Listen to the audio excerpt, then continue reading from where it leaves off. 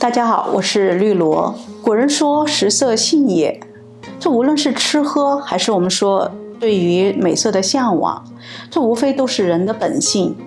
尤其呢是色，色呢一直以来呢其实是一个挺隐晦的事儿，就是很多人呢对于它呢都是闭口不谈。如何对待色呢？对我们其实很重要啊。比如说孔子三戒：戒色、戒斗、戒德。而孟子说富贵不能淫，把戒色呢放到了一个很重要的位置上。被色字毁掉的人呢其实有很多，上有像商纣王和周幽王这样的亡国之君，下有西门庆这样的好色之徒。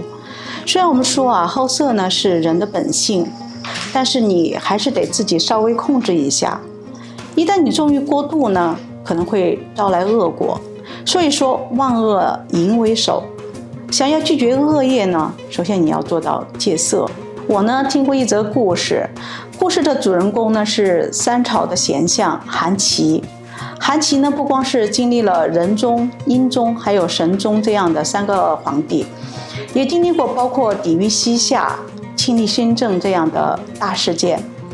那能在这么动荡的时局当中呢长期安生呢，首先是这个人很厉害，但是还有一点也就是很重要的，那就是戒色。我们知道当时那个时候的社会风气呢是一夫多妻，所以纳妾呢是很正常的。韩琦他的家里人呢花了钱给他买了一个妾，这个妾很年轻漂亮。话说呢这个妾一见到韩琦呢就哭了起来，韩琦就纳闷了，说你哭什么呢？这女人也不愿意说韩琦就说你要是不说呢，我就送你回家了。然后这个女人才把事情的原委告诉了他。原来呢这个女子是郭守义的妻子。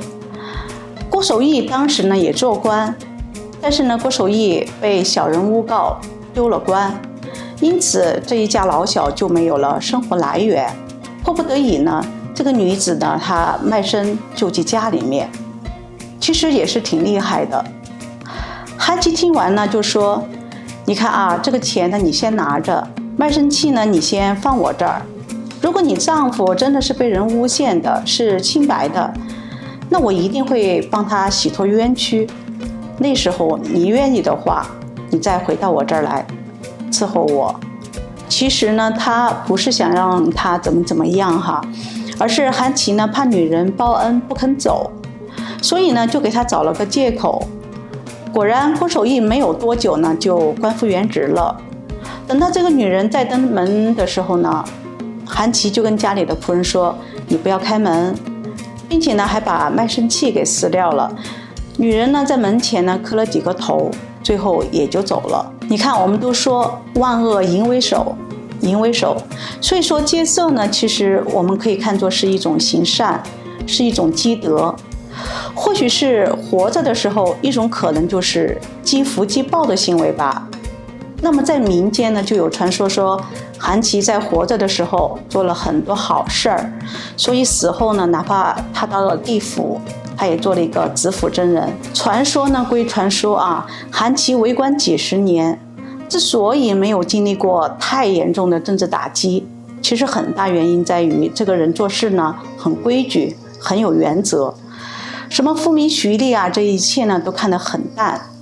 所以呢正是因为他有这样的操守不仅少了很多政治上的对手，因此呢还多了很多的仰慕者。都说色欲呢是人之常情，但是呢你一旦过了就是下流，而能控制住欲望的人呢那就更难能可贵了。戒色守礼，人心惧色，为的不仅仅是守住我们道德伦理的那个底线，其实更是坚守住你精神世界的防线。